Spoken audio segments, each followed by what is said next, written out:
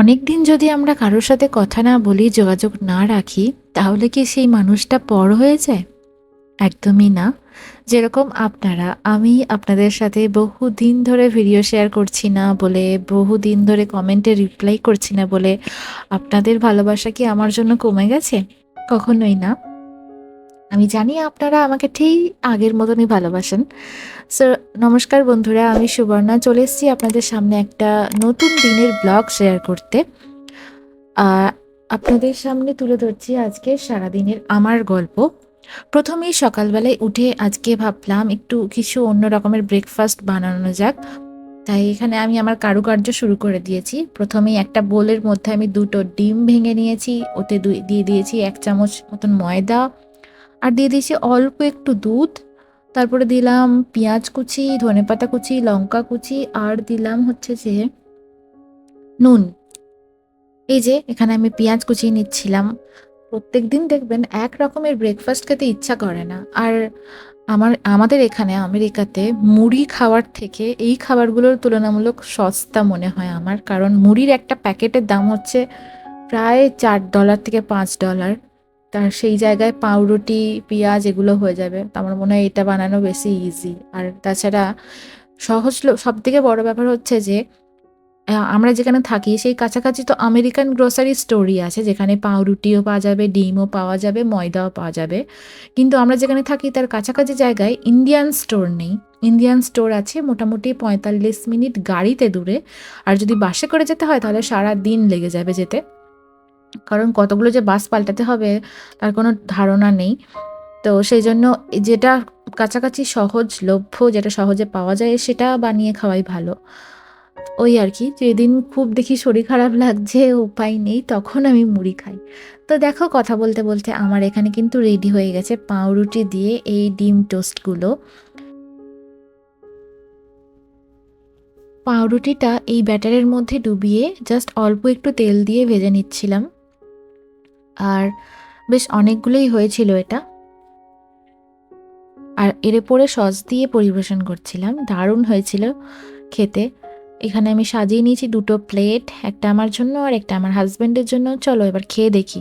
সেটা একদম পুরো ফাটাফাটি খেতে হয়েছে।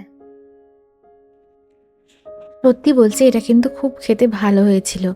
নরমালি আমরা যখন ডিম পাউরুটি করি সেখানে যদি শুধু ডিম দিয়ে সেটা বানাতে যাই সেটাতে অনেকগুলো ডিম লেগে যায়, তাই না? কিন্তু এরকমভাবে যদি বানাতে চান তাহলে কিন্তু অল্প ডিমেই অনেকগুলো ডিম পাউরুটি হয়ে যাবে। তো এটা ট্রাই করে দেখতে পারেন বাড়িতে, আর তারপরে আমাকে এসে কমেন্ট করে জানিয়ে যাবেন। যাই হোক, পরবর্তী রান্নার জোগাড়ে আমি চলে যাই। এখানে আমি বসিয়ে দিয়েছিলাম পেঁয়াজ আর আলু। পেঁয়াজ, আলু আর ঝিঙে দিয়ে আজকে একটু পোস্ত বানাবো ভাবছিলাম। অনেক দিন ধরে আমার পেঁয়াজ আলু পোস্ত খেতে ইচ্ছা করছিল। তার সাথে যখন একটু ঝিঙে ছিলই, তখন কেটে দিয়ে দিই, নাহলে ওই ঝিঙে তো নষ্ট হয়ে যাবে। এই দেখুন, কালো রঙের আলু দেখেছেন কখনো? আমিও অবাক হলাম দেখে। কিন্তু এই আলুটা আমি এখনো ইউজ করিনি রান্নায়। আপাতত সাদা আলু দিয়েই করি। কালো আলু কেমন খেতে হবে আমার কোনো আইডিয়া নেই। তাই ওটাকে ছাড়িয়ে দেখতে চাইলাম যে ভেতরটা কী রঙের। ভেতরটা দেখলাম বেগুনি রঙের। তো খেতে খেতে হয়তো সাধারণ আলুর মতনই হবে, কিন্তু কালো রং বলে আমি ওটাকে রেখে দিয়েছি আর রান্না করিনি। অন্য একদিন যখন রান্না করব তখন দেখাবো। তো এখানে ডিম সেদ্ধ করছিলাম। এবার ডিমগুলো আর কি ছাড়িয়ে নিচ্ছিলাম। ডিমের ঝোল বানাবো এটা দিয়ে। আর একদিকে হচ্ছে ওই পেঁয়াজ আলু পোস্ত। তো এই যে আলুগুলো দেখলাম সেদ্ধ হয়ে গেছে। এবার একটু নাড়াচাড়া করে নেওয়ার পর আমি এতে ঝিঙেগুলোকে অ্যাড করে দেবো। পোস্ত খেতে আমার ভীষণ ভালো লাগে, সেটা যে পোস্তই হোক। তোমাদের কার কার পোস্ত ভালো লাগে অবশ্যই কিন্তু কমেন্ট করে জানিও। আমি জানি যে এর আগে তোমরা বহুবার আমার ভিডিওতে কমেন্ট করেছো পোস্ত কার কার ভালো লাগে, বিকজ আমি এই প্রশ্নটা তোমাদের বারবারই করে থাকি আর তোমরা বারবার উত্তর দাও। আমার কিন্তু মানে শুনতে বেশ মজার লাগে যে পোস্ত প্রেমী শুধু আমি একাই না, অনেকেই আমার মতন পোস্ত প্রেমী। এই যে দেখো সবকিছু সেদ্ধ হয়ে গেছে, কাঁচা লঙ্কা দিয়ে দিয়েছি, এবার পোস্তটা বেটে দিয়ে দিলাম। কেউ একজন আমাকে কমেন্ট করেছিল যে পোস্ত মিক্সার গ্রাইন্ডারে ঠিক বাটা হয় না যতটা শিলে বাটা হয়। হ্যাঁ, শিলে যতটা বাটা হবে ততটা তো হবে না, স্বাভাবিক ব্যাপার। কিন্তু আমেরিকাতে আপনি শিল কোথায় পাবেন? শিলের যা দাম তার জায়গায় 5টা মিক্সার গ্রাইন্ডার হয়ে যাবে। তাহলে আমি কেন অত ভারী জিনিসটা কিনতে যাব, যেটাকে আমি ক্যারি করে কোথাও নিয়ে যেতেও পারবো না যখন আমি বাড়ি যাব বা কিছু। যদিও বেশিরভাগ জিনিসই আমাদের ফেলে দিয়ে যেতে হবে, কারণ যেরকম এসছিলাম 4টে ট্রলি নিয়ে, সেই 4টে ট্রলি নিয়েই ফিরতে হবে। এক্সট্রা কিছু তো বয়ে নিয়ে যাওয়া যাবে না এখান থেকে, তাই না? এই যে পোস্ত হয়ে গেছে, এবার ডিমগুলোকে ভেজে নিচ্ছিলাম, আর এক সাইডেই আমি আলুগুলোকে দিয়ে দিয়েছি ভাজতে। এবার ডিমের ঝোলটা করে নেব। এখানে পেঁয়াজ ভাজতে দিয়ে দিয়েছি। এরপরে দেখি কেমনভাবে করা যায়। মাছ, মাংস আর ডিমের মধ্যে আমার, যখন আমি ইন্ডিয়াতে থাকতাম তখন আমার সবথেকে ফেভারিট ছিল হচ্ছে চিকেন। আর মাছ ভালো লাগতো, ইলিশ মাছ, চিংড়ি মাছ এইগুলো। কিন্তু এখানে এসে আমার চিকেন একদম ভালো লাগে না। চিকেন যদি বাঁ দিকে যায়, আমি ডান দিকে যাই এখানে এসে। চিকেনের স্বাদটা এখানে আমার কেন জানি না ভালো লাগে না। এখানে এসে সবথেকে বেশি ভালো লাগে ডিম। মাছও ভালো লাগে, বাট মাছটা তো অতটা সহজলভ্য নয়, ওই দূরে দূরে পাওয়া যায়, ওই আর কি।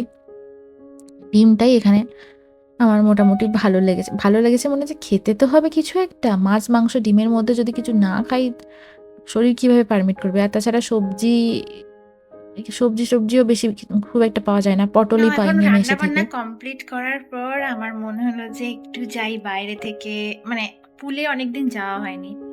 যদিও জানি যে কালো হয়ে যাব, দেখছো কিরকম রোদের জোরে জানলার রিফ্লেকশন এই দিক দিয়ে আসছে রোদটা। তো যেটা বলছিলাম সেটা হচ্ছে যে আহ, ভাবছি একটু যাই, পুল থেকে ঘুরে আসি। অনেকদিন যাওয়া হয়নি, জল খেলাখেলি করা হয়নি, সো তাই যাচ্ছি। যদিও কালো হয়ে যাব, ঠিক আছে, কি হবে রং নিয়ে। আর মনটা হচ্ছে আসল ব্যাপার, তাই না? চলো ঘুরে আসি। এই দেখো আমরা দুজন এখন বেরিয়ে পড়েছি, যাচ্ছি।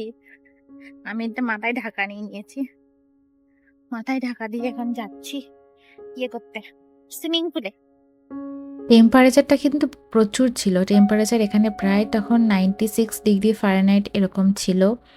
প্রায় 100 ছুঁই ছুঁই, ফিলস লাইক ওরকমই ছিল। তো এই গরমে রোদের মধ্যে আমি দৌড়াতে দৌড়াতে যাচ্ছিলাম পুলে, যে সারাদিন তো বাড়ির মধ্যে থেকে বোর হই। প্রচন্ড রোদ, প্রচন্ড রোদ, মনে হচ্ছে পুড়ে যাব মনে হচ্ছে। এই দেখো এসছি এখানে, প্রচুর রোদ। দুর্ভাগ্যের বিষয় হচ্ছে পুলেতে আর একটা লোক আছে, তো আমি তাদের তো ভিডিও নিতে পারবো না, তো ওই আর কি। দেখি যদি কখনো সুযোগ হয় তাহলে ফোনটা এসে নিয়ে যাবো, যাই। তো এখানে নিয়ম আছে যে পুলে নামার আগে চান করে আসতে হয়, তো ওই দিকে একটা কল ছিল, সেখান থেকে আমি চান করে এলাম, এবার পুলে যাচ্ছি।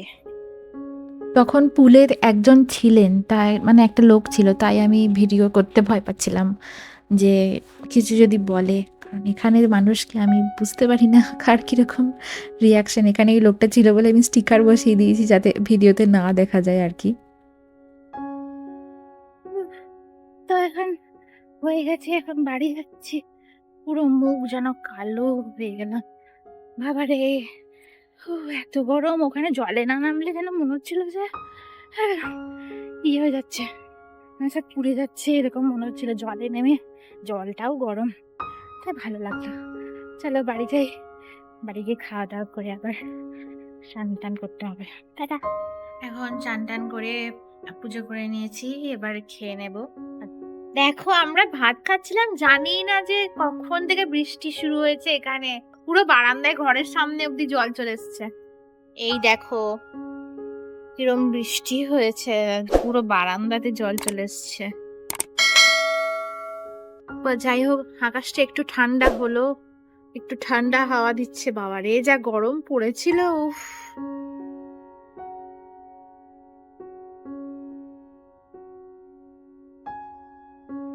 ফাইনালি একটু বৃষ্টি হলো।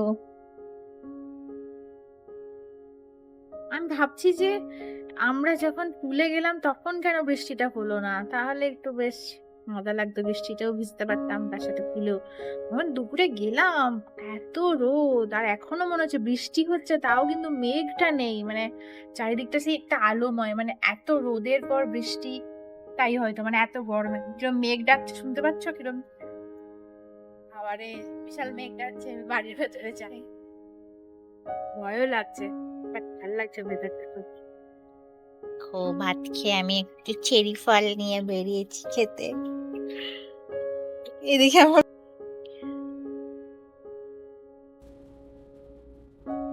দেখো কি মুষলধারে বৃষ্টি হচ্ছে, এত যে বৃষ্টি হচ্ছে মনে হচ্ছে যেন মাটিটা সব শুষে নিচ্ছে, কিচ্ছু ঠান্ডা হচ্ছে না একটুও। পরিবেশটা এত গরম যে মানে পারা যাচ্ছে না, এত গরম। চোখ মুখ পুরো পুড়ে গেছে, যে আমাকে যেই দেখছে সেই বলছে তোর এরকম অবস্থা কেন হয়েছে, এরকম কালো ঝুল হয়ে গেছিস, মুখ চোখ বসে গেছে, আমাকে বলছিল একটা কাকিমা। তো যাই হোক আর কি, এখানে এত রোদ গরমে প্রতিদিন বাসে যাতায়াত করে আমি পুরো অস্থির হয়ে যাচ্ছি। দেখো এই বৃষ্টিটা দেখেও একটু শান্তি, কিন্তু এত গরম ভাব বেরোচ্ছে, মনে হচ্ছে যেন ঘরে ঢুকে যাই। যাই হোক, আজকের ভিডিওটা আমি এখানেই শেষ করছি। কেমন লাগলো অবশ্যই জানিও। সবাই ভালো থেকো, সুস্থ থেকো, আর এভাবেই আমার পাশে থেকো। আজকের মতন আসি, টাটা।